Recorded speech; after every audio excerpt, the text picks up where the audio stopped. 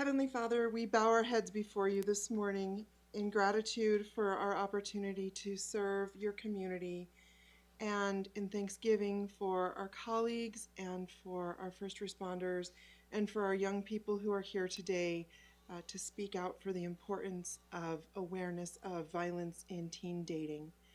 We thank you for the beautiful day and for all the ways that you provide for us and all the ways that you call us to serve and provide for others. We ask this in Christ's name. Amen. Thank you, Mayor. Please be seated.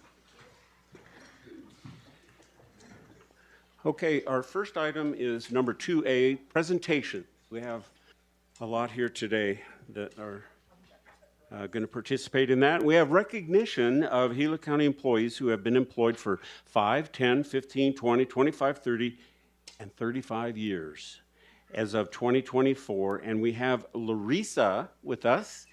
This is her first time presenting, so she's going to do a great job. Come on up. All right, the meeting is yours. Thank you. Okay. Good morning, Chairman and members of the board. If you guys don't mind coming up to shake hands with the employees. Sure. As mentioned, this is recognition of the employees who met their anniversary date in 2024.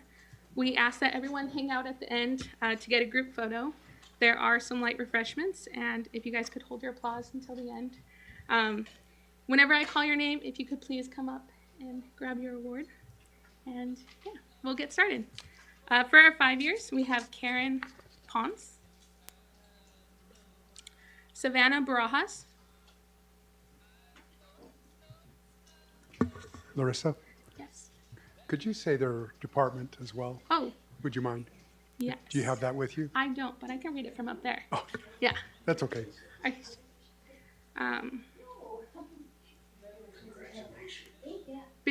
Beatrice Bejarano, Library. Charity Dale, Probation. Kayla Evans, County Attorney's Office. Katie Franklin, Health. Donald Garvin, Payson Justice Court. Jennifer Glasscock, County Attorney's Office. Who's in Payson? Alex Hartman, Sheriff's Office. Veronica Hernandez, Library. Elizabeth Holmes, Assessor's Office. Ian Eott, Facilities. Stephanie Johnson, Recorder's Office. Christopher Jones, Sheriff's Office. David Lavario, Sheriff's Office. Stephanie Mata, Globe Justice Court. Justin Montijo, Sheriff's Office. Timothy Moore, Sheriff's Office. Taylor Perez, Health Department. Jordan Weirden, Globe Justice Court. Linda Robertson, Health Department. Danielle Rocha, Health Department. Jessica Scabelli, County Attorney's Office. Brenda Sullivan, Clerk of the Superior Court.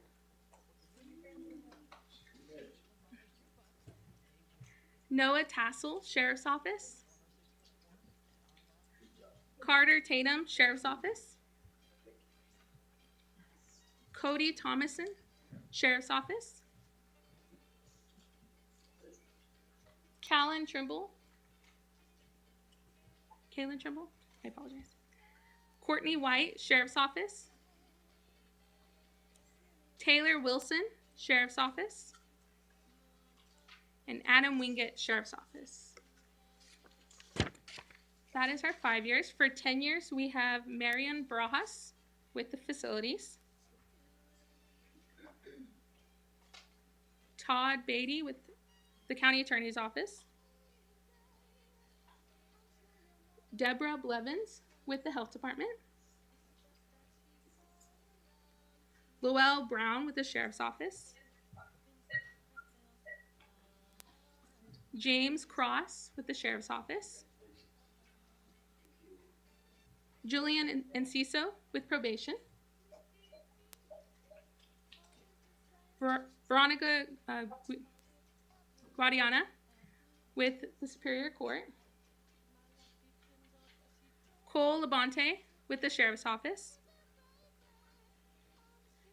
Diana Moore with the Assessor's Office, Jerry Moore with Community Development, Emily Nader with the Superior Court, Jessica Ortman with the County Attorney's Office, Penny Paget with the Sheriff's Office, Barbara Romero with Probation,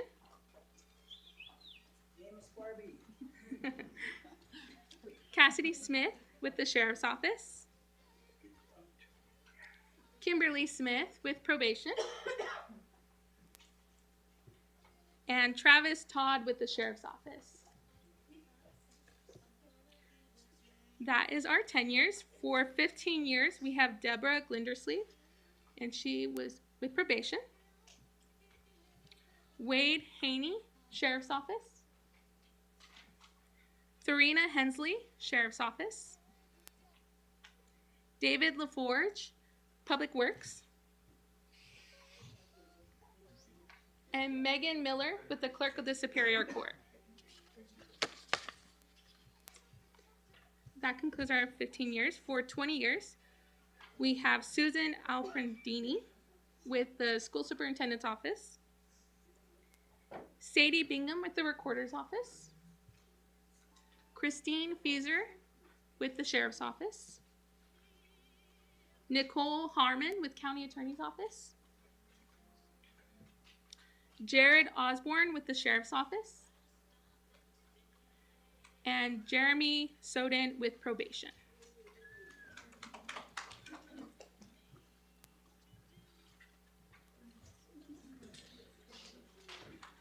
For 25 years, we have Tom Homan with GIS, Michelle Salas with the Superior Court, Violetta Worthy with the Sheriff's Office, Anita Zaragoza with Probation,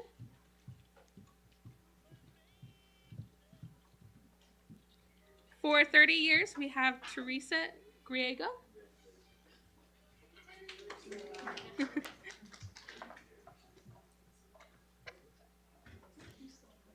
And for 35 years, we have Mary Navarro with Globe Justice Court. And for Gilbert Olivares with the Sheriff's Office. Thank you.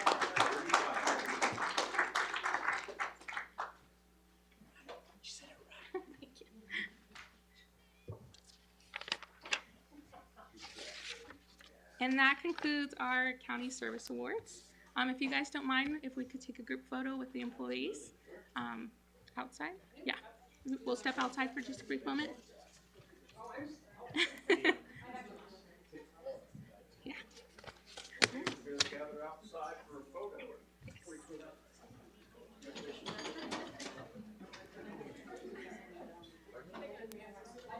Oh, okay.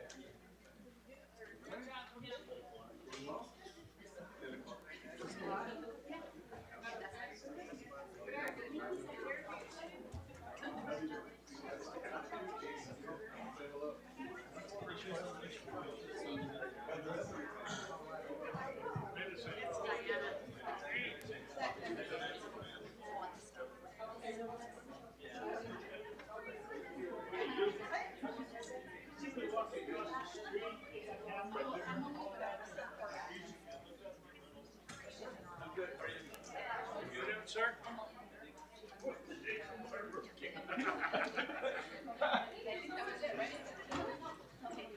Although I did get something I'm going to share with you. Okay. On how they feel about I'll get that to you so you get it. They're trying to get ADOT approval to go over the road. No, I didn't get this before. But anyway, they're gonna, yeah, they're trying to get, I just. I'll throw us all off as well. That's okay.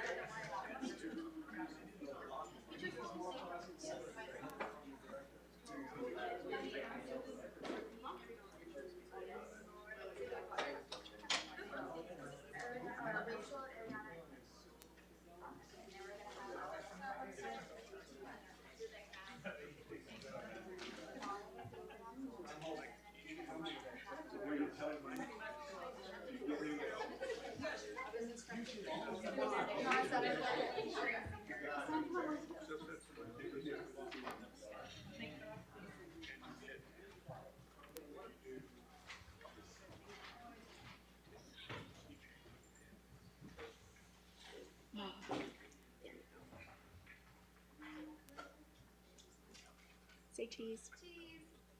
Perfect. Thank you.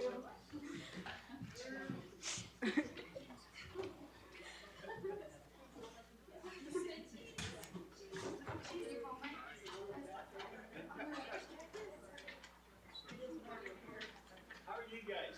You good? You need help with that?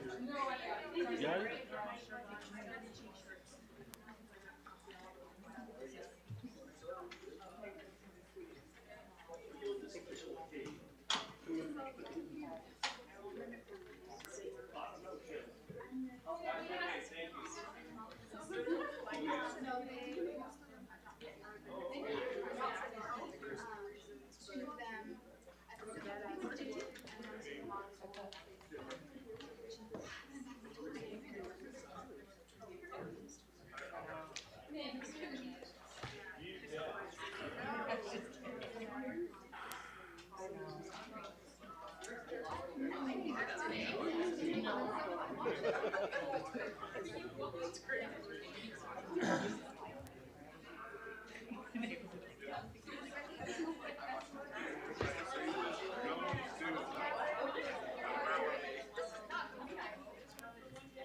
Do you know Shanae Casillas?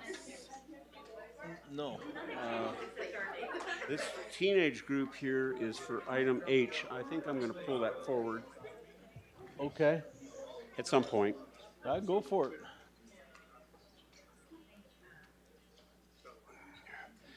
Okay, let's reconvene. Now, we still have our public hearings. So what I'd like to do, I can see a group of young people here today, and aren't they all so good looking? And I believe you are part of item H on the regular agenda. So if it's appropriate and all, can I pull that forward, Marion? Item 4H and deal with that right now? Okay, so let's do that so that we can get you right away, okay? So what it is it's information, discussion, action to adopt a proclamation, number 2025-01, proclaiming February 2025 as Teen Dating Violence Awareness and Prevention Month in Gila County with this year's theme of Respect That, which will educate, empower, and provide awareness to teens. And are you Shanae? Yes. Did I say that right? You did. Okay, very Thank good. you. Welcome. Thank you. Good morning. I'm Chairman Christensen and members of the board. We want to thank you on behalf of the Gila County Youth Advisory Council for allowing us to present to you guys today. I'm going to hand it over to my members to read over the proclamation. A proclamation of the Gila County Board of Supervisors proclaiming February as Teen Dating Violence Awareness and Prevention Month in Gila County. Whereas every young person deserves to experience healthy, safe, respectful relationships, and whereas 1 in 3 adolescent girls in the United States is a victim of physical, emotional, or verbal abuse from a dating partner, a figure that far exceeds victimization rates from other types of violence affecting youth, and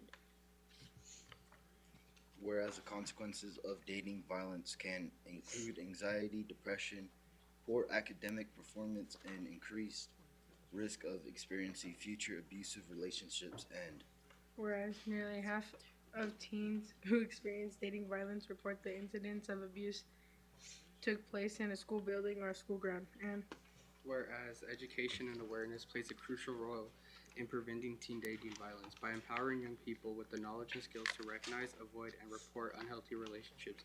And whereas families, schools, community organizations, and local leaders must work together to promote safe environments and support victims of dating violence. And whereas Teen Dating Violence Awareness Month provides an opportunity to amplify the voices of young survivors, encourage open discussions about healthy relationships, and strengthen community resources dedicated to prevention and intervention. And Whereas we can all take part in raising awareness and preventing teen dating violence through the following. Wear Orange Day.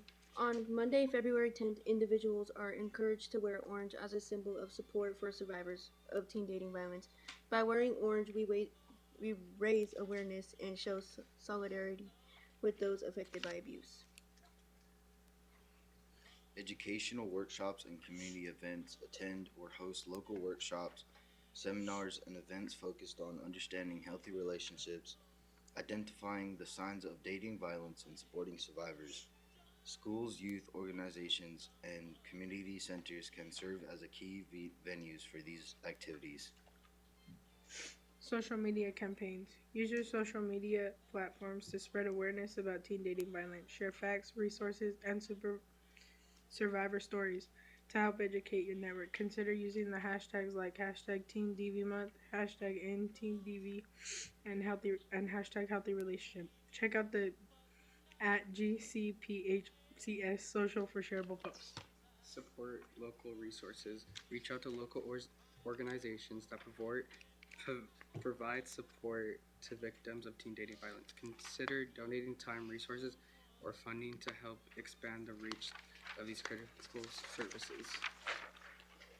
Promote healthy relationship education. Encourage schools and youth groups to implement programs to teach young people about healthy relationships, consent, respect, and communication.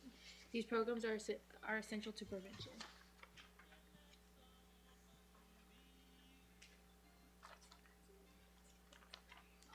Okay, thank you. Well done. And Supervisor Humphrey. Yeah, thank you all. Oh, turn the mic on. Thank you all very much for stepping up for what you believe in and forming a group to be able to make other people aware of some of the things that are going on in our schools.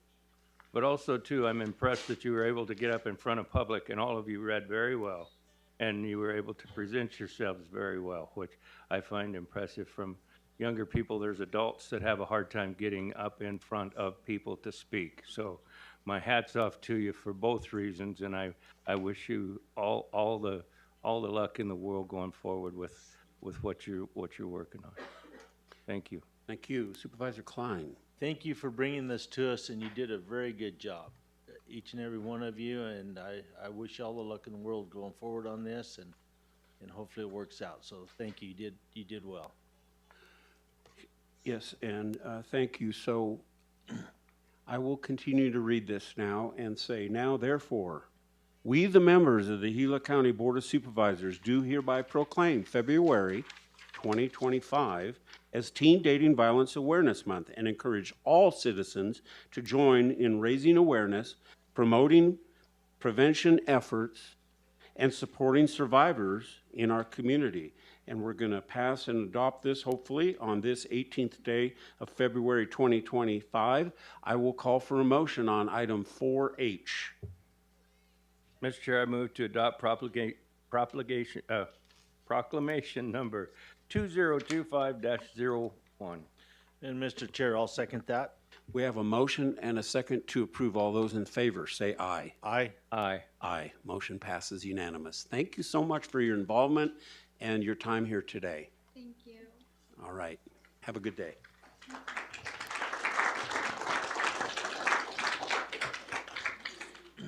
Okay, so let's move on now to item 3A, public hearing. Information, discussion, action to adopt ordinance number 2025-03, amendment to ordinance number 0501, the Gila County Rules of Procedure to add line 10 to Rule 1, definitions as section 1.10 and correct the omission of Gila County Ordinance 08-02, clean and lean, in section 21.2.3. Good morning, Homero. Good morning, and thank you, Chairman and Board. The item before you is to consider adopting ordinance number 2025-03. It's an amendment to an existing ordinance number 05-01, Gila County Hearing Officer Rules of Procedures. And it's the main purpose of this is to allow the hearing officer ordinance to be used for all ordinances in Gila County. The ordinance that we currently have, 0501, has some language in it that almost meets that that authority, but it does not. It's a little bit short, so we wanted to make it clear. Rule number 1 on the definition section provides a definition for enforcement codes to mean county ordinances and Arizona revised statutes, but then it goes on to enumerate 9 various county ordinances. Okay. The next one is it offers when action can be taken. It states that every action or proceeding brought before the hearing officer for a civil violation or any enforcement code shall be commenced by filing a complaint with the code enforcement officer. And then Rule 21 under the ruling of the hearing officer, it provides that the imposition of fines shall be in accordance with the fines stipulated in that ordinance or in that enforcement code, and then lists 8 county ordinances and concludes with the section that says for any other enforcement code not listed above, a fine of not more than $700 per day for a continuing violation by an individual and not more than $10,000 per day for a continuing violation by an enterprise. So if you noted, under the definition section, it enumerates 9 ordinances. Under the ruling of the hearing officer, it only lists 8 ordinances, and that's an omission that we want to correct. And so at this time, we would like to propose a revision to the ordinance to not only take care of the omission, but to also make sure and clear that the ordinance that we have for the hearing officer applies to all county ordinances. So in Gila County, the process to amend an ordinance is to adopt a new ordinance. In this case, it would be 2025-03 with the specific changes addressed in the ordinance. In this way, only the new ordinance must be published in the newspaper. After adoption, the changes adopted in the new ordinance will be incorporated into the existing ordinance. Again, that's 05-01, our existing ordinance.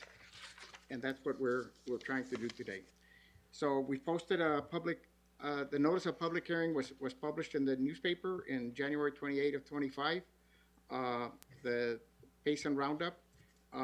If the Board of Supervisors adopts the new ordinance, 2025-03 will be published one time in the Pace and Roundup newspaper and the Arizona Silver Belt newspaper. And so at this time, we'd like to recommend the adoption of the new ordinance 2025-03, which amends the old ordinance 0501, and the sections that we would be changing is Rule 1 under the definition section, 1.1, we would add the following. Any other statute, this would be number 10 of that enumerated list of ordinances, and it opens it up to all the ordinances, and it states this. Any other statute, county court, ordinance, or resolution authorizing the hearing officer to hear civil violations, this includes all past and future statutes, county codes, ordinance, or resolutions enacted or adopted after this ordinance has been adopted. And so we, at the same time, would also then correct the omission of Gila County Ordinance 08-02, clean and lean, in that section where I mentioned the omission, section 21.2.3. And with that, I'll answer any questions you may have or any comments, and look for your approval for this ordinance. Thank you, Homero. Supervisor Humphrey.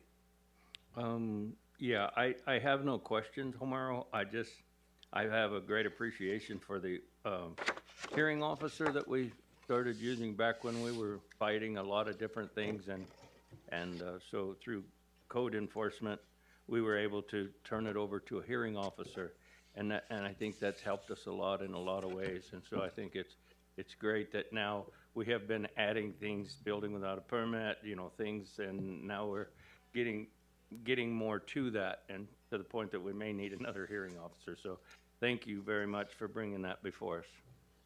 Thank you. Supervisor Klein. Homer, thank you.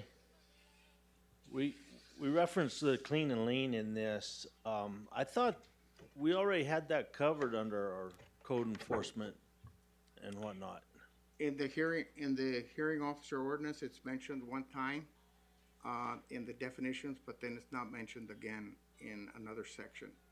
And one of the things that we're trying to do to avoid having to mention a list of ordinances each and every time, we've introduced the new sentence that says all county ordinances.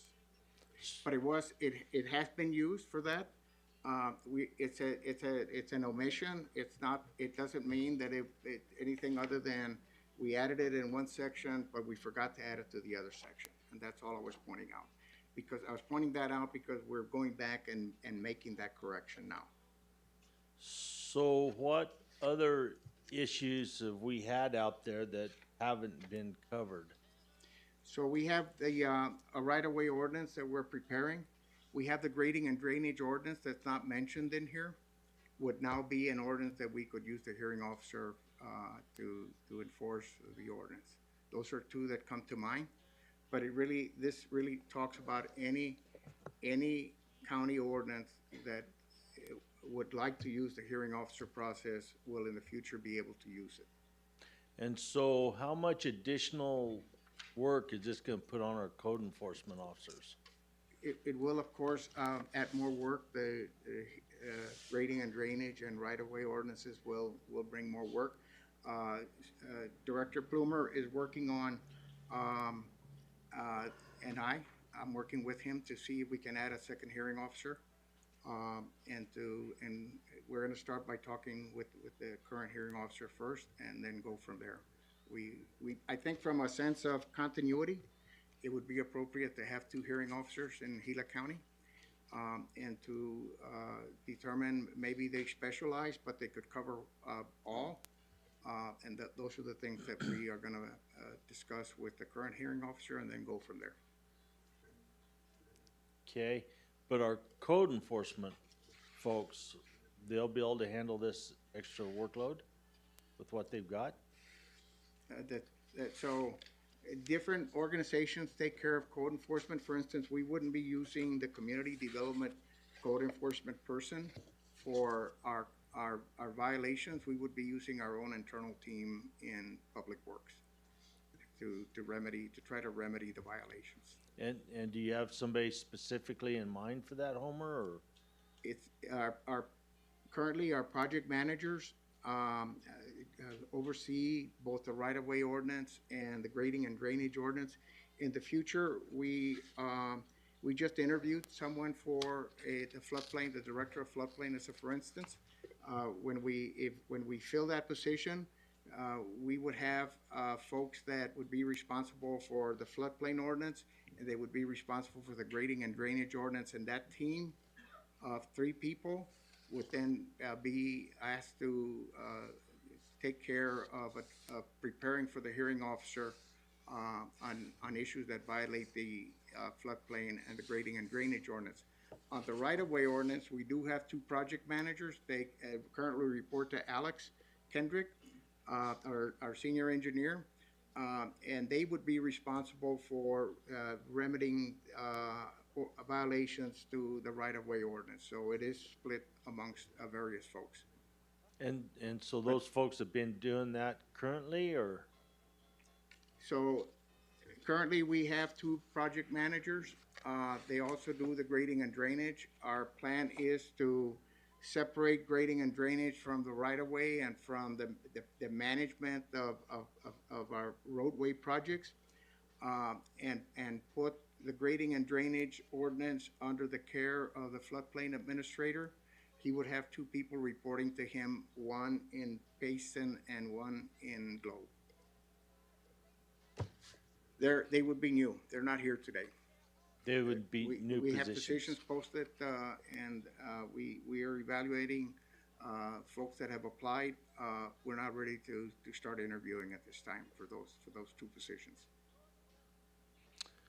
So more than likely, the new people coming in, you would look for someone that has experience with this, correct? Or That would be preferable. because I'm not downplaying this, but with the wrong people or whatever, this could be a train wreck. So That's a good point, and there is, it's a shared in public works. I think in community development, I can almost say the same thing. It's a shared responsibility in the enforcement. The director all the way down gets involved. Okay. Almost everybody gets involved. And the more mature the person that's trying to remedy the ordinance is with that process, it becomes easier.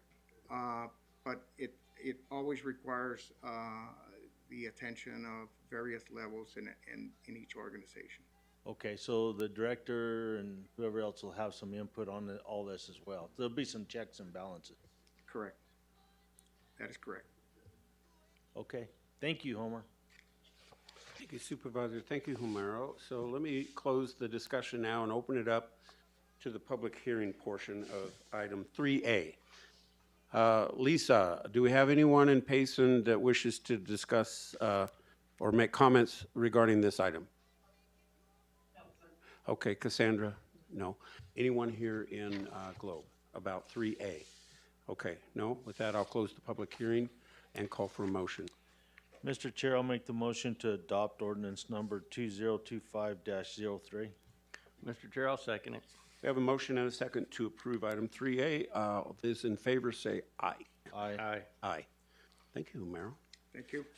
Next is item 3B, information, discussion, action to adopt resolution number 250202, which approves Gila County Community Development Case Number CUP G 2412-001, a request by State 48 Development Consulting, Robert Graves, the owner, for a conditional use permit upon Gila County Assessor's Tax Parcel Number 101-13-032F, located at 3807 South Arizona Highway 77 in Winkleman, Gila County. Good morning, Randy. Morning, Supervisors. Let me start off by saying this will require a unanimous decision. There are 4 property owners within the 300 feet. 3 of them have questioned or proposed opposed, and their concerns are property values, radio waves, looks, as a generic reason for opposing this. So again, this is State 48 Consulting representing Vertical Bridge. It is proposing to the installation of a new 190-foot self-supporting cell tower with an additional 4-foot lightning rod. The overall height will be 199 feet.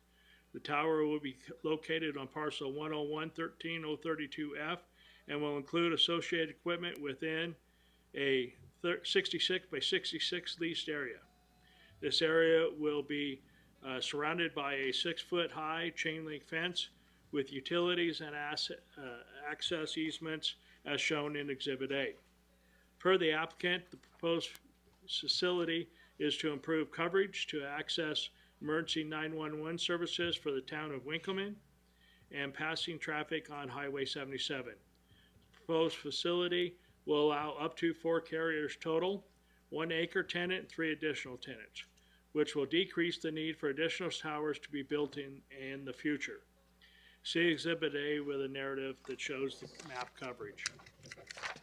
Planning and Zoning Commission, at a duly publicized notice, public notice for a public hearing on January 16, 2025, voted unanimously to recommend approval of subject and adherence to the conditions and approved list in the sections later on. Surrounding this is forest, GU, and then to the east is National Forest, and to the south is also GU. Property owners within 300 feet of the subject property were notified, and an applicant held a citizen participation meeting via Zoom on December 3rd, 2024. There were no attendees from the notices that were sent out. However, prior to the meeting, as we stated, we've received opposed from 3 of the property owners. Staff put out legal ads on 1/28/2025 and 1/29/2025 in the Pacer Roundup and Silver Belt. Per the ordinance 103.8, Gila County zoning ordinance, commercial communications tower, aka wireless communications tower facilities, are permitted in all zoning districts subject to the approval of a conditional use permit. All towers are required to be structurally engineered and shall not be located closer than its height to any adjacent property, public right-of-way, or any other unrelated structures unless accompanied by a structural engineer plans that eliminate the need for the fall zone. Staff, in reviewing a CUP application, staff considers the county ordinance comprehensive master plan zoning and the current proposed land use of the property, adjacent zoning, public comments if the land used will be compatible and harmonious with the neighboring uses of any recorded restrictions on the property. In reviewing the consideration, commercial communication towers are permitted in all zoning districts with this CUP. The subject property zoning in general GU permits farm, non-farm, residential uses, farms, ranches, recreational, and commercial uses. APN 101.13.032F falls within the residential 0.04 to 1.0 DU acre land use classification in the comprehensive master plan. The residential 0.4 to 1 category denotes an area of the county where low density rural detached residential development is preferred. The residential 0.04 to 1.0 land use designation includes private land and rural areas and rural communities that may have access and mobility limitations, emergency response service limitations, and are not served with the development community. The board again approved this. We have 13 conditions. Number 1, development, operation, and maintenance shall be in accordance with the application narrative materials provided in the CUP application request for the community development. The maximum height of the 190-foot, 5-foot cell tower with a 4-foot lightning rod of the overall height of 199 include base, platform, and attendee is not to exceed 199 feet above natural grade. The 190-foot, 5-foot cell tower within a 4-foot welding rod for the height of 190 feet must be structurally engineered. The 195-foot tower with a 4-foot lightning rod, the overall height 190 shall be located no closer than its height to any adjacent property, public right-of-way, or unrelated structures unless accompanied by structural engineer plans that eliminate the need for the fall zone. Building permits must be obtained within 1 year from the date approved by the Board of Supervisors. Failure of such shall void the conditional use permit. A current lease agreement with the owner of APN 101.13.032F shall be submitted prior to the issuance of building permits. The 195-foot cell tower with a 4-foot lightning rod for an overall height of 199 and all accessory equipment shall be removed immediately from the property at the owner's expense if the tower becomes unusable or obsolete. The applicant will provide the ability to co-locate on the tower. The equipment area shall be secured and vandal-proof. The fencing enclosing this compound shall not exceed 6 feet in height, and no barbed wire should be placed. All lighting shall comply with Gila County Dark Sky Ordinance. Certificate of completion will be issued upon construction completion of the Gila County Community Development Building Department approval. It is the responsibility of the owner, subject property of 101.13.032F to obtain all necessary federal, state, county, local permits and shall require the issuance of a conditional use permit does not relieve the owner of the liability for failing to obtain all required permits. And with that, I'd be more than happy to answer any questions. Thank you, Randy. Supervisor Humphrey. Being that this is in Supervisor Klein's district, I'll probably speak after Supervisor Klein, if that's okay, Chairman. Sounds very wise. Supervisor Klein.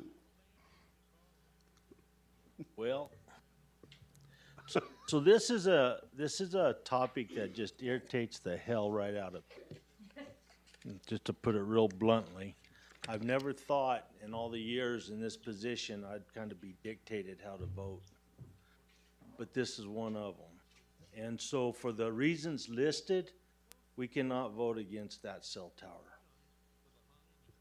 We don't have legal behind us on this, and we stand out there on a real small limb for lawsuit. And so I don't think it's right. I don't think it's fair. And I don't think the property owners that have to live under that cell tower should have to do that. We are looking at a place that is sparsely populated. I get that. But for some reason, these cell towers always are targeted on private properties. And very few places is there property out there, private property, that doesn't have structures and homes and dwellings on them. And these folks, with the way this is put together and the way that it's considered infrastructure, I guess, more or less critical infrastructure through FCC and some other outfits, stick us right in a corner where basically property owners don't have a say. And quite honestly, neither do us unless we want to face those lawsuits. And I want that said because I want everybody to understand this.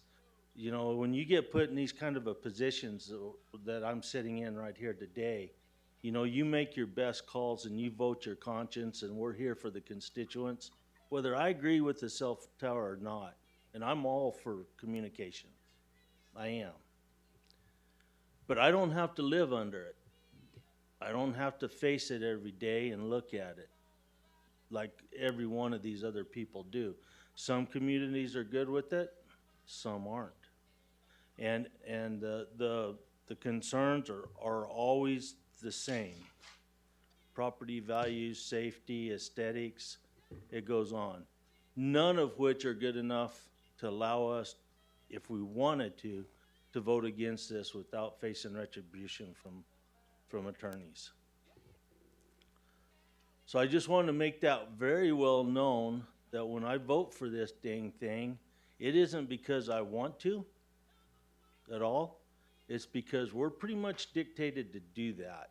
It's a lot like the liquor license. Doesn't matter what we vote for on a liquor license, the state has control. They can go with it, they can go against it. Why these things even come up in front of us is beyond me right now. I don't get it. And so as long as we know that, and I'm on record with saying that, Mr. Chair, that's all I had to say. Thank you for your input. Supervisor Humphrey. I think enough said. Okay, thank you. So are any of the, well, let me close the discussion. I'm going to open it up to the public hearing portion. Are any of the complainants with us today? Lisa? No, sir. Okay, Cassandra? And are any of the complainants here in Globe? No. All right. So then I'm going to ask Cassandra, is there anyone that wishes to speak to this subject on the internet? No. And Lisa, do you have anyone in Payson that wishes to speak on item 3B? No, sir. Okay. And we have one person here. Is there anyone else that has that would like to speak here other than the one person that has already indicated that? Okay. So please come forward. I'd like to have you keep your comments to about 3 minutes. And this is Shirley Cohan? Cohan. And you're from Queen Creek. I am. And she is in favor of the issue and She's requesting a unanimous approval for the conditional use permit. Okay, please let us know what you're thinking. Well, good morning, and thank you to the members of the board for allowing me this opportunity to speak to you today. And I do want you to know that I am here in support of that tower for coverage, for capacity, for connectivity, for your constituents and for your community. I would also like to bring up the E911 factor with this tower that will help with those things, the connectivity and the communications in this area. So based on that, I would like to request your unanimous approval today. And again, thank you for giving me the opportunity to speak to you. Thank you very much. Supervisor Humphrey, anything for Shirley? No. And Supervisor Klein? Thank you. Yeah. Thank you. So thank you very much for that. So I'll close the public hearing portion. Randy, is there any more to present? No, sir. Okay. And I believe the reason it's before us right now, and I do agree with a lot of what Supervisor Klein said, it's we're almost incumbent to vote for these things or we're subject to liability. But it's because it's a CUP. In our zoning ordinance, it requires the CUP. We are in the process of working on that. If we're directed, we could take that out. It's in our zoning ordinance, and that's why it comes before us for all the districts.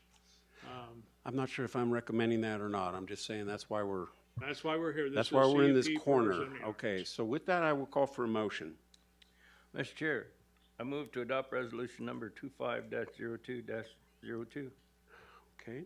I will second it. We have a motion and a second to approve item 3B. All those in favor say aye. Aye.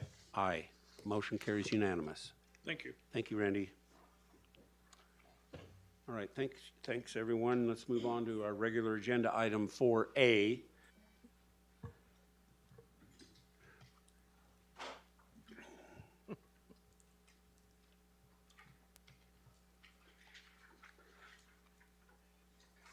You're trying to order a pizza over there?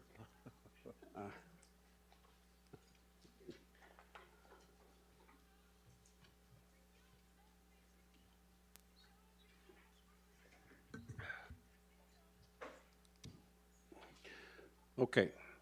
Item 4A is information, discussion, action to approve amendment number 12 to an intergovernmental agreement, contract number DI-20002263 between the Arizona Department of Economic Security and Gila County Community Services Division to add the itemized service budget in the amount of $390,410.33 for the period of July 1, 24 through June 30, 25, in which the funds will be used as rent and utility assistant. Good morning, Josh. Good morning, Chairman Christensen, supervisors. So this is our primary allocation for our CAP, our Community Action Program that we receive every year. It pays for 0.9 of a person that does the casework here in Globe for the southern part of the county, and 0.9 for the person in Payson that does the casework in Payson. A little bit, I think 15% of our finance person, another 15% of the program manager for the community services programs. Other than that, it's for people that meet the defined economic status for receiving services. This does the services for the north and the south, and it increases with the funds that we came before the board last month with the LIHEAP funds that add other energy assistance to that. So if you look on this, it's about half the funding for this is for our staffing that provide the services, and about half of it is for those services, and then realize that that other pile of money, the LIHEAP funds, are those dollars that come from the state and Vectren and Southwest and gas, and those come together to form all of that utility assistance. So, and that's Okay. it. Yeah. All right, thank you, Josh. Supervisor Humphrey. Just one question. It says for utility and rental services for citizens eligible in Gila County. The level of eligibility, does that come from the state or from us or? Comes from the feds. The feds. Okay. Yeah, no, that's great. I just wanted it said, so Yep. Here we are. And I think it's great that we're able to help people that do qualify, because a lot of people do. I just wanted it to be stated on where those rules come from. Thank you. Thank you. Supervisor Klein. Josh, no, that's good. the rent and utility assistance, do we usually get more people wanting that than we're able to provide? Hundreds more. Usually, just like our Section 8 program vouchers, we usually have to cap the list or close the list for periods of a year or two while we wait for us to work through that list, so we're not giving false hope to people that, you know, would be way behind on this list. So typically we'll open them every couple of years or sometimes more depending on how many people are dropping on and off. But most of the time, yes, the list is closed just because, again, we don't want to put those thoughts out there if the list is 200 or 300 people long. Wow, okay, well, thank you. Yes, thank you, Josh. Do you anticipate any cutbacks given the current political changes that are being made? So far, it looks like the funding's probably going to stay about the same. As Supervisor Humphrey mentioned, what will probably change would be the parameters of what would be considered low income would be what we'd see change, like what % of the federal poverty rate would be counted as low income. Okay, thank you for that. And with that, I'll call for a motion. Mr. Chair, I'll make the motion to approve amendment number 12 to the Arizona Department of Economic Security Intergovernmental Agreement, contract number DI 20002263 as presented. Mr. Chair, I'll second that. We have a motion and a second to approve. Those in favor say aye. Aye. Aye. Aye. Thank you, Josh. Item 4B, information, discussion, action to approve amendment number 3 to professional services contract number 072622 with Stephen B. Smith, P.E., with a not-to-exceed amount of $183,140 and extend the term of the contract through December 31st, 2025. We have Melanie. Good morning. Good morning, Chairman and members of the board. This item is for the contract renewal for Stephen B. Smith. He is our landfill contractor. This is going to be our third year. So the first year it came in at $259,000, and that included the expansion for the quality assurance that we were doing on the expansion. And then we renewed last year for $189,000. This year we're coming in about $3,000 less. This includes all of our methane reporting, our water monitoring, and then in 2025, the ADEQ has increased our water monitoring monthly opposed to quarterly, so that's in there as well. We're still finishing up the pond removal for the Buckhead Mesa landfill, and then we're working on the stormwater pollution prevention plan for the Russell Gulch landfill as well. So those are all included. So the recommendation of the department is to award the contract renewal for $183,104,000. If you have any questions. Okay, thank you, Supervisor Humphrey. I have a question. Supervisor Klein. Melanie, this is amendment number 3. Correct. Is it a 4-year contract? It was a 1-year contract with 3 renewals. So this is the last renewal? Correct. Or last amendment? Correct. Okay, thank you. All right, thank you. I have no questions, so I'll call for motion. Mr. Chair, I move to approve amendment number 3 to professional service contract number 072622 with Stephen B. Smith, P.E. as presented. And I'll second that. We have a motion and a second to approve. Those in favor say aye. Aye. Aye. Aye. Thank you. Thank you very much.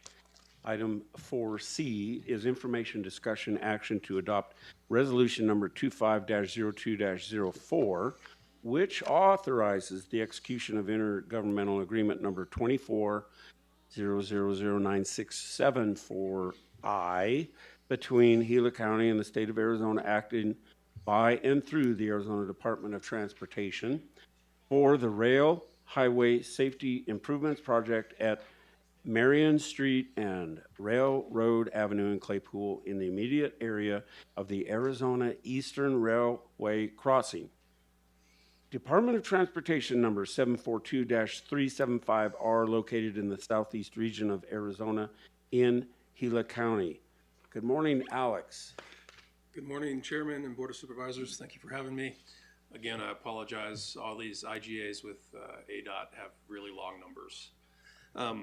So what this is we have several railroad crossings throughout Gila County, and ADOT, in cooperation with the Arizona Eastern Railway have gone through over the last few years and evaluated all of them and have come up with a list of those that need repair and safety modifications. We brought one before you guys at Kalaloma about a year ago. I have two more for you today. These projects will be funded by ADOT and the railway, and then as soon as it's done, the Gila County Public Works will take over maintenance of the road, and the railway will continue to maintain the rails. So this is the first of the two that I'm bringing for you today, and this is at Marin Street and Railroad Avenue in Claypool. Thank you, Alex. Supervisor Humphrey. Yeah, it's great to see that they did do some evaluation, because I think all of them need some help, and some of them even need arms on them, because they're pretty busy intersections. So thank you very much for bringing this to us. Supervisor Klein. Alex, thank you. Yes, thank you for that. With that, I'll call for motion. Mr. Chair, I'll make the motion to adopt resolution number 25-02-04. I'll second that. We do have a motion and a second to approve. Those in favor say aye. Aye. Aye. Aye. Thank you, Alex. Is that all you have? No, I have one more for you. You do? Yes. Item 4D, there we go. Information, discussion, action to adopt resolution number 250203, which authorizes the execution of an intergovernmental agreement number 24000966I between Gila County and the state of Arizona, acted by and through the Arizona Department of Transportation for the Rail Highway Safety Improvement Project at Rover Canyon Road in Claypool. In the immediate area of the Arizona Eastern Railroad crossing, Department of Transportation number 742372R, located in the southeast region of Arizona in Gila County. So thank you, Mr. Chairman, Board. So again, this is the second of the two we're bringing before you today. This one is almost identical, except that it's now Grover Canyon Road versus Marianna Avenue, and all the same IGA requirements will be implemented. Thank you, Alex. Supervisor Humphrey. Yeah, Grover Canyon, that crossing is the one where all of the big trucks leaving the rod plant go back over to hit a street light instead of having to cross traffic. Correct. Yeah, then that one might take a little special, because it has a lot of heavy truck traffic on it. And I would like the state engineers to know that when we're doing some design on it, because it's not just regular people that live there. It's all of the heavy trucks that are leaving the rod plant use that to go back to a stoplight so that they can go east or west. All right, So- so we'll make a note of that and let the state engineer know. Yeah, thank you very much. Supervisor Klein. Thanks again, Alex. Okay, thank you. With that, I'll call for a motion. Mr. Chair, I move to adopt resolution number 25-02-03.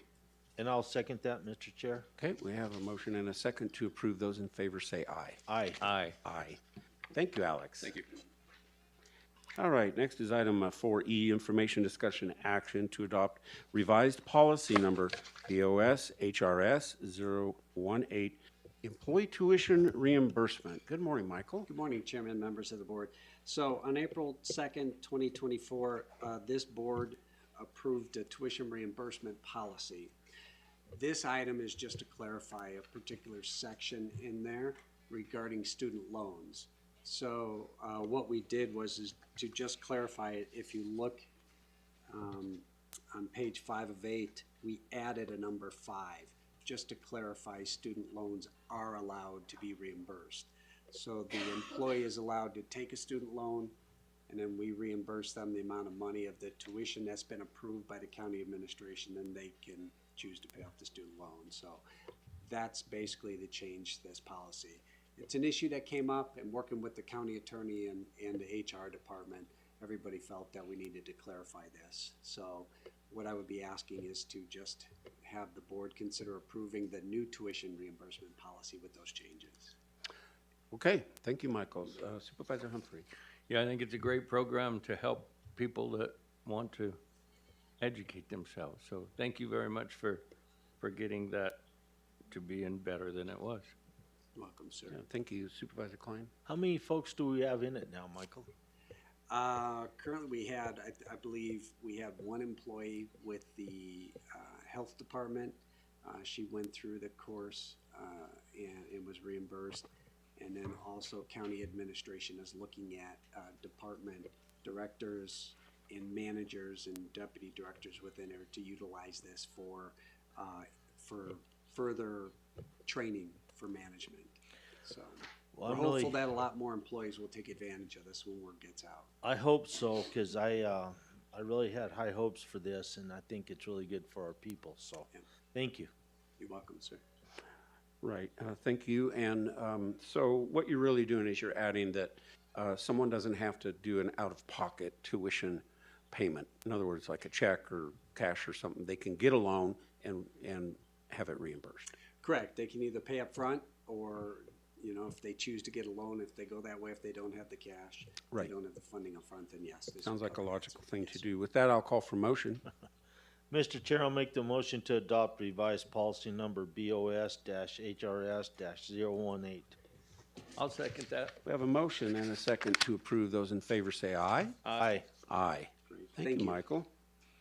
All right, let's move on here. Item 4F, information discussion action to approve the October 18th, 2024 memorandum of understanding for the Mexican Wolf Recovery and Management and authorize the chairman to sign the MOU and the concurrence letter to the attached and be attached to the MOU, which affirms the designation of the Eastern Arizona County's Organization Executive Director to represent Gila County when Gila County supervisors are not directly involved. And Woody, this is your item. It is. Thank you, Mr. Chair. And Mexican wolf issue has been going on now for a very long time. There's quite a few folks involved in this. Pascal on our ECO committee is kind of leading the charge on this. And this is just bringing it back up with this MOU for our involvement. There'll be an individual placed on the board, which more than likely will be Pascal. That'll keep up with it.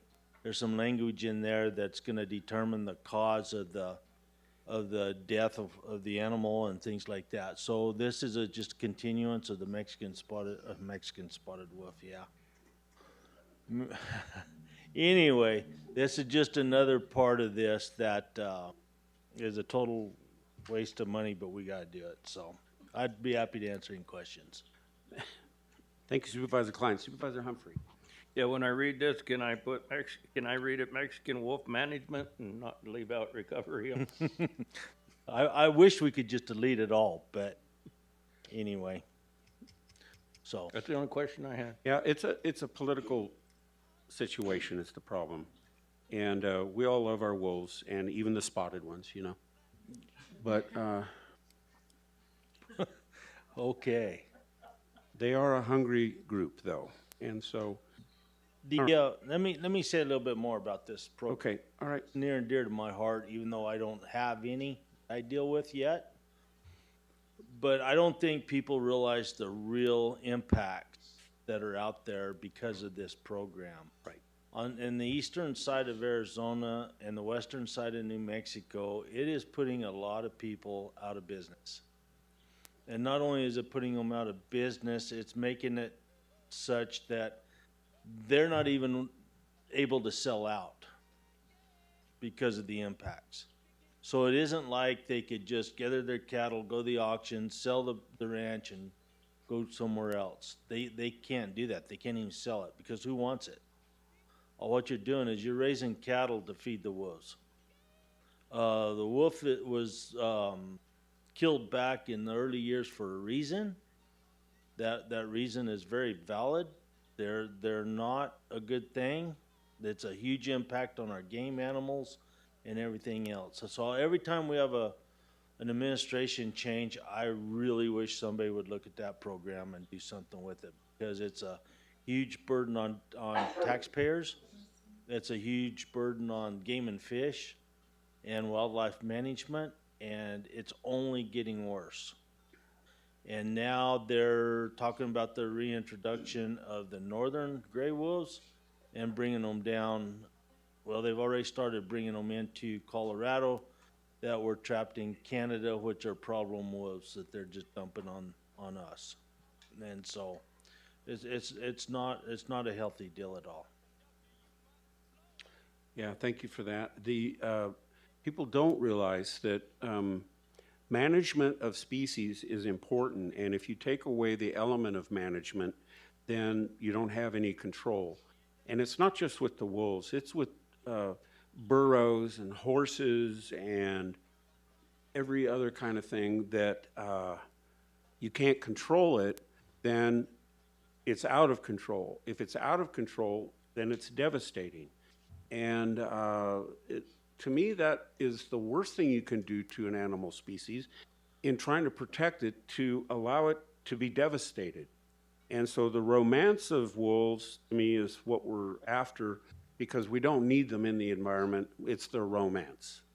And they're talking about introducing the grizzly bear. Wouldn't that be nice to have in the Rim Country?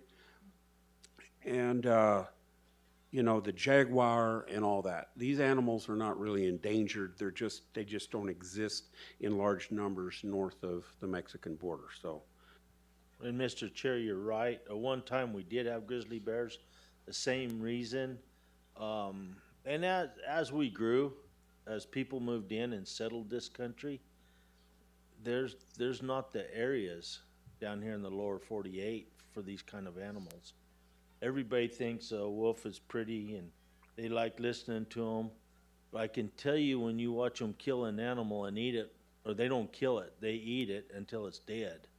That is not a cool sight. And so whether it's your milk cow in the backyard or an elk out there on a hillside somewhere, that's the way they operate. They kill it by consuming it. And so there's a lot of instances when the animal's still alive and there's no way it can move. And that gets to be the part that I don't know if people don't want to acknowledge that or refuse to look at that or what. But anyway, there's a big impact. With any of these remote communities that we have, these little places out in the woods where there's pets and backyard animals, it's not just the ones out there on the range. They're actually killing horses and livestock in barns, corrals, backyards, the whole 9 yards. So, thank you, Mr. very good. So we could go on and on about this topic. Supervisor Humphrey, any more before we go to? No, sir. That's why I said management, but I will Yeah. include. Okay, so I move to approve the October 18th, 2024 memorandum of understanding of Mexican wolf recovery and management, and authorize the chairman to sign the MOU and the concurrence letter to be attached to the MOU as presented. Mr. Chair, I'll second that. We have a motion and a second to approve. Those in favor say aye. Aye. Aye. Aye. Thank you, Supervisor Klein. Thank you. I think you demonstrated tremendous restraint. I did well on that one. Oh, it can be very irritating. All right, let's go to item 4G. We're wrapping this up. Information, discussion, action to approve economic development agreement number 120-32024 with the Globe Miami Regional Chamber of Commerce in the amount of $10,250, which the board has determined to be for the benefit of the public. And Maren, you're going to tell us a little bit about it. Yes, thank you, Mr. Chair. Supervisor Humphrey, Supervisor Klein. With us today, we have Alexis Rivera, Angel Ruiz, and Jesse Leatham from the Globe Miami Regional Chamber of Commerce, and they have a presentation for you. Thank you very much. Please come forward. Let us know who you are.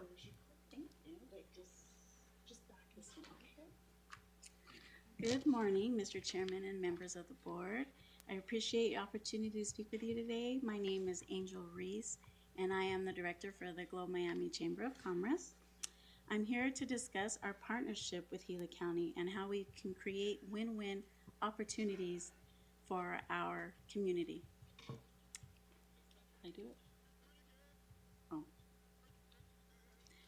So the Globe Miami Chamber of Commerce is more than a business network. We are a pillar of support for residents, businesses, and visitors. We operate 6 days a week, not only as the chamber, but also as the official visitor center, welcoming travelers and locals alike. Every day, people walk through our door for a variety of reasons. Tourists seeking adventure, directions to Beshba Gala, Copper Valley Center of the Arts, hiking trails, rock hunting spots, or just a great place to eat.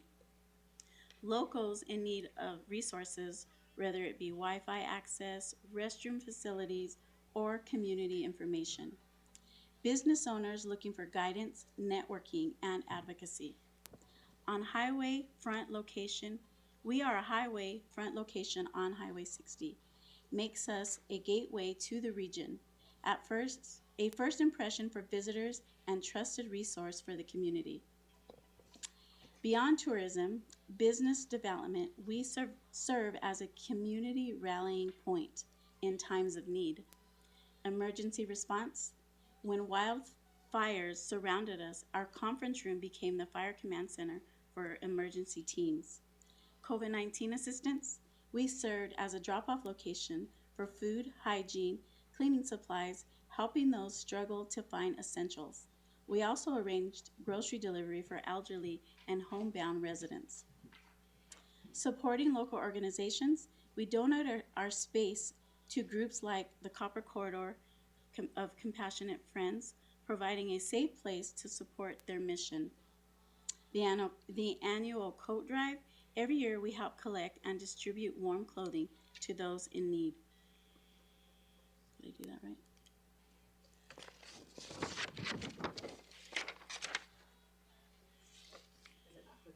I don't know. I don't know where to point. Okay. Wait, it's the next one, I think. One more. There you go. So we promote and organize key community events. At the Arizona Poppy Fest month, celebrating our beautiful wildflowers, drawing visitors from across the state, which by the way, I don't know about this year because of no rain. We're kind of worried about the poppies. Our camaraderie annual dinner, honoring community leaders and strengthening local partnerships. The Apache G Festival, a vibrant celebration that showcases Native American artisan performers and traditions. Our annual golf tournament is a major fundraising event that brings businesses and residents together in support of our chamber's mission, which, by the way, in 3 weeks is our golf tournament. And these are just a few of the events we offer. We have year-round ribbon cuttings and live after 5 chamber mixers. We're going to bring our lunch and learns back here sometime soon. So the work we do is critical, but it is achieved with a limited budget.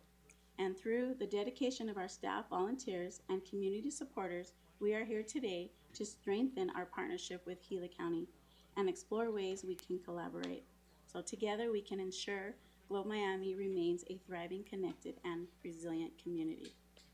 So Jesse's going to talk about our sign. Good morning, Chairman, members of the board. Thank you for having me. My name is Jesse Leatham. I'm the president of the Chamber of Commerce. I'm just here to highlight some of the things that we use this funding for. The funding, like Angel has stated, is to create and collaborate vitalism within the community through economic growth. Whenever there's a need that a community member has or a business has, whether they're a member or not, we reach out to them. We offer those services more curtailed towards our members, but we help all businesses in need. As you know, previously you approved a donation for the LED sign. We are currently waiting for ADOT approval for that. Once we get that approval, we have all the contractors lined up or ready to go. We serve as a source of information for residents and visitors. We are now looking towards starting a 501c3 leg off of the chamber to help support us, because as a C6 we are limited in what we can get, what grants we can get. So we want you aware that we are looking for other opportunities, other venues to help sustain us as a chamber as we grow. So with that, I just want to thank you immensely for all of your support throughout the years and hopefully currently. Thank you. Thank you. Alexis. You want to say something? Chairman, Board Supervisor, thank you for the opportunity. In addition to what the President said, this board is gonna help the community too, in case of any kind of emergency, we can blast it on that screen in every single, either Miami, Globe, Gila County can present it and use it in the emergency stage, what happened. Thank you for the opportunity. Thank you. Thank you. So Supervisor Humphrey. Yeah, first, Mr. Chair, I'd like to thank Jesse Leatham. He's not only on the chamber, but he's also one of our Globe City Council members. And Alexis Rivera is a Town of Miami manager. So yeah, I would like to recognize them also for the parts that they play in our community. And so thank you all for helping us with the community and tourism and things that we do. And I remember when we started Discover Gila County, people thought, well, it's going to be in competition with our chambers, and it's like, well, no, it's not. It's just going to help everybody do better with what they do, and so, you know, it just works well. So thank you all very much for what you do for us as manager and council and as members of the chamber. Thank you. Thank you. Supervisor Klein. Same goes with me. You guys have done an awesome job on all of this. And one question I would have, and if you know, great. If not, that's fine too. But are we increasing the walk-ins into the chamber for information? Is that increasing with people, or we still kind of holding about the same? What do you think? Well, lately, because of the new road work over there in Superior, it's slowed down a little bit. But yeah, no, it's slowed down because of that. Oh, yeah. But before that, yeah, no, we're good. Yeah? Yes, visitor winners, or winter visitors, we get them. We're still getting them. Good. But that should be ending soon. I hope it rains and the Poppy Fest will do something, you know? I know, It really needs to totally. rain pretty quick, drought- though, the so. drought edition. Yeah. Thank you all for what you do, though. You do an awesome job. Thank you, I appreciate you. Yeah, thank you. And just to let everyone know, so this money goes, we actually purchase something from you. We purchase a membership, and we purchase advertising. Yes. And so that is why we can say that it is for the benefit of the public, because it benefits the public if we can do these things in conjunction with you. Exactly. So thank you for your presentation, and with that, I'll call for a motion. Mr. Chair, I'll make the motion to approve Economic Development Agreement number 120-32024 with the Globe Miami Regional Chamber of Commerce Incorporated, which the board has determined to be for the benefit of the public as presented. Mr. Chair, I'll second that motion. We have a motion and a second to approve. Those in favor say aye. Aye. Aye. Aye. Thank you very much. Have a great day. Thank you all very much. We've already done item 4H. We'll skip now to item 4I. Information, discussion, action to approve Economic Development Agreement number 011622025 between Gila County and the Rim Country Quilt Roundup Incorporated.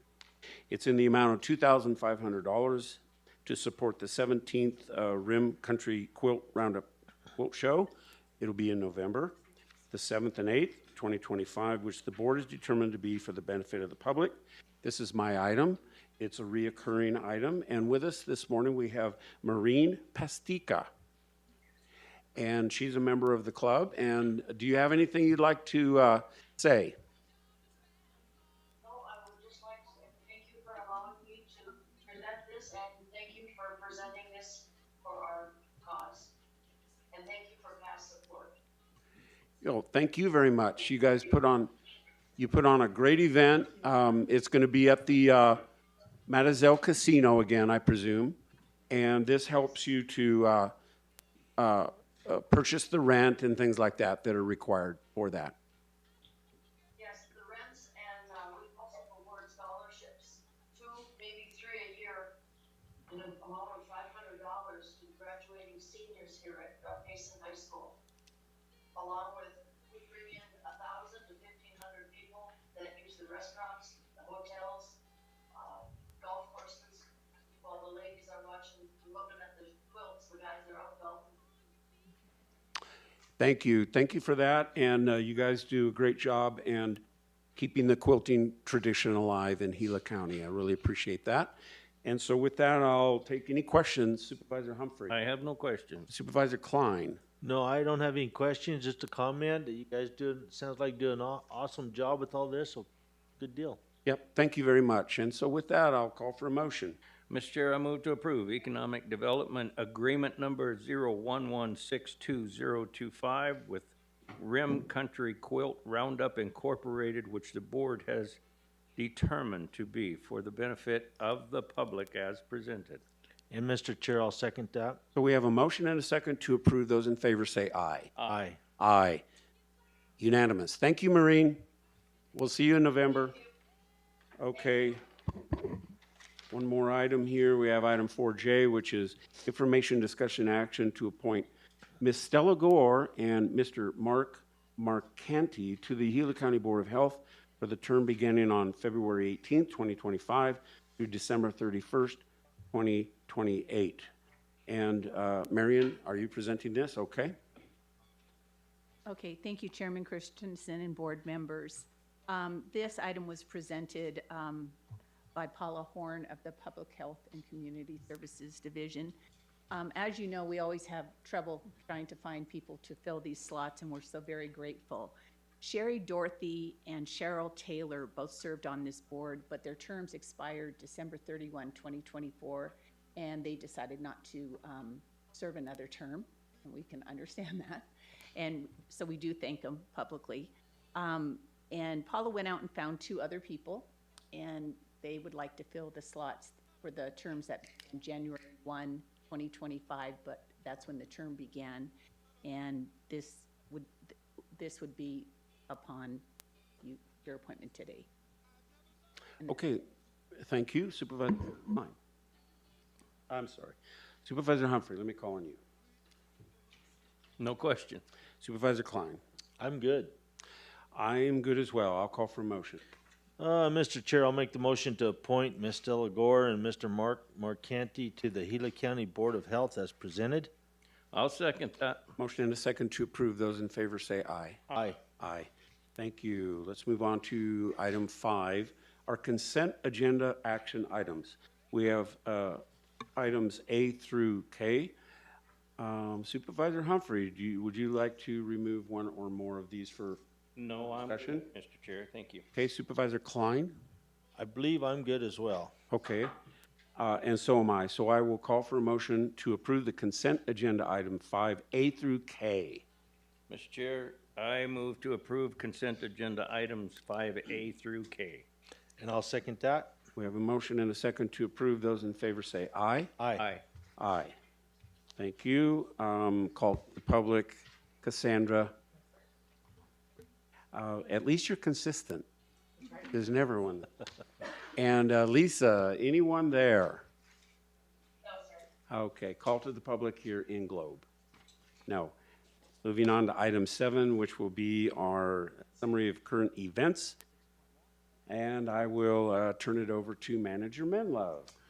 Mr. Chairman, members of the board, just wanted to acknowledge today Marion Shepard Heatherly, who is filling in on short notice. We had a separation of our clerk of the Board of Supervisors, and so appreciate Marion stepping in on short notice to be able to cover our meeting today. I want to let you know that we will open up, we have 2 positions that are budgeted. We'll open both those positions up, and at whatever level we can to attract a person that we have in the past when we've opened this up had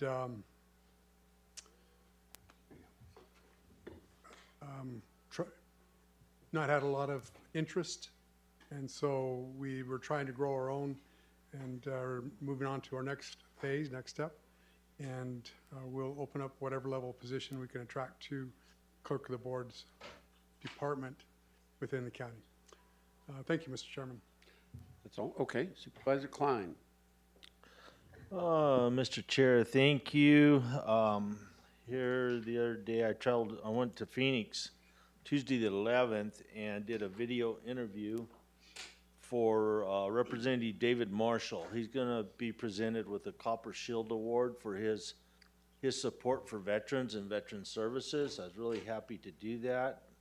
I think the guy told me there was like 4 or 5 of us doing these interviews, and then he's going to take them all and put them together and make one video out of it, and it'll be played during his getting his award. And that award's gonna be the first Friday in May, so I'm really happy David's getting this. It's a real distinguished award, and he deserves it. He does a lot of work for vets, and so.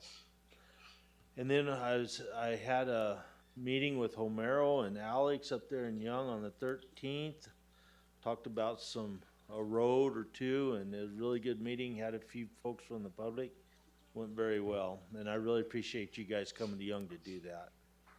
And then today I'll be visiting Janet Dean with APS, and it's going to be about the public safety power shutoff for this upcoming season, which as long as it keeps dry and like we are right now, folks might want to buy some generators. So I'll have that discussion today with her and kind of see what's going to happen, what they're thinking. So that's it, Mr. Chair. Okay, thank you. On that note, we have already started to organize our pre-fire season meeting, and we've sent out the emails. Any of the supervisors that wish to attend, just make sure that you post that. So it's March 26th, and I've already had my meeting with Janet Dean, and so I really like her. She's really great. Great employee with APS. It's like I can hear myself almost.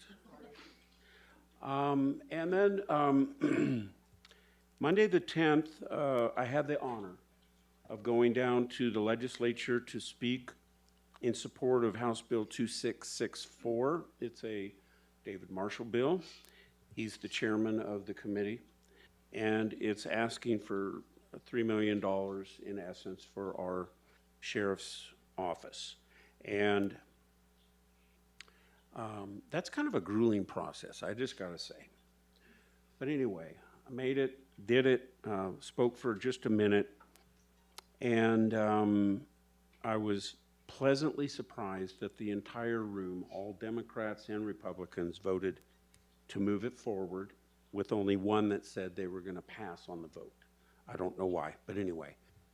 Prior to that, all of the other bills that were presented that had tremendous opposition on both sides, lots of arguments and stuff like that. I'm glad I wasn't that guy. Yeah. So we'll see where that goes. It now goes to the appropriations, or it goes to several more things. All right, and the LPC, which I attend, one of 15, represent Gila County. There's been 1,678 bills so far. And there's a few moving through that we as the group say, okay, we like that, we approve. Most of them we say, hey, that's no. And one of it is being able to do publications of public notices online. That seems to make sense these days, and so that's kind of moving forward. We oppose those things, though, that it cuts funding to the courts, cuts property taxes. These are all what I call feel-good things where a legislator can say, look what I've done, my constituents. I've asked to eliminate all your property taxes. Or I've said we're going to reduce sales taxes on this or that or the other. The impact is tens of millions of dollars to the counties, and these guys that are promoting that are not paying for it. So we're left to pay for it if it comes down to that. And so we generally don't ever like those. And so it's kind of starting to slow a little bit at the LPC. I wanted to mention, though, that locally in Payson, there was at the middle school a call to do a patriotic essay for the students to do it, 7th and 8th grade. And there was quite a number that did it. Maybe there was 12 to 15 in each class. And I am happy to say that, and she doesn't want me to, Melissa's daughter, Bevan, won first place in her grade, 8th grade. And it was a great essay. And I sort of remember back when I was in middle school. And when you're in middle school, you don't generally think about patriotism. You don't really think, I have no idea what that even means. And so it's really good to see that this kind of thing goes on. And then as another thing that's really pretty nice is that the Payson High School girls basketball. The varsity team is well on their way to the state championship. They're only a couple of games away from securing that. They're doing really well this year. So I was on the radio Monday, and it went really great. KMOG had a lot of calls. The people that call and KMOG are very pro Board of Supervisors. They're very supportive of us and what we do here at the county. I appreciate that. So that's all I have. Anything else, anyone? Okay. Tim have some updates? Yeah, I do, and I want. Out of order here. Yeah, no, that's okay. And I apologize. It was necessary for me to leave the room for a minute, Mr. Minlove. Not that I didn't want to listen to what you had to say. It's just, yeah, it would have been embarrassing if I wouldn't have taken a short break. But anyway, yeah, I attended a monthly meeting with. Well, Mr. Minlove was unable to be there because he was out, but with Michael O'Driscoll and facilities and IT, and we have a monthly meeting at this time just to kind of keep everybody on the same page of what's going on in District 2, and held a Roosevelt community meeting on the 10th, was on KQSS radio at 5:30, and then I went to the Town of Miami Council meeting after that. And then I spoke at the Brownsville on the 15th. Lori does those agricultural events for the youth. Well, she did one for 25 Navy SEALs, which was really a neat deal. And she asked me to talk on ranching in Gila County. So I did that, and the barbecue was really good. And so anyway, and then I'll hold a Gila public meeting on the 22nd. Mr. Chair, other than that, I don't have anything else. Thank you for that report. And if there is nothing else, Mr. Menlo. Mr. Chairman, we do have, I want to kind of give you a report of, there's been some movement on grants and things that we get here at the county. As of now, I just wanted to report to you that most of our grants, they are not in question of whether we'll continue to get them or whether we'll receive those dollars. There's one that we have an environmental justice grant regarding the Copper Corridor that there may be some question on that. We are not moving forward on those projects yet because that particular grant is a reimbursement grant. But looking forward to the NACO conference that is coming up in a couple of weeks, so we can go and advocate for counties, be able to go in and tell how essential the funding is on a federal level to ensure that we keep moving forward in the programs. We talked about the housing program today, of having that approved. That's all essential to us, and look forward to that, advocating for the county on the federal level and receiving those grants. Most of our grants, other than the one identified, I don't believe there are any issues, but we continue to monitor that at a local level, through the County Supervisors Association, state level, and on the federal level, to ensure that the funding is not interrupted for Gila County. So I just wanted to update that, and then also, again, the NACO conference the first week of March. So we'll continue to advocate for Gila County and funding from the federal government for Gila County. Thank you, Mr. Chair. Thank you for all that work. And so if there's nothing else, then I'll adjourn our meeting. Thank you.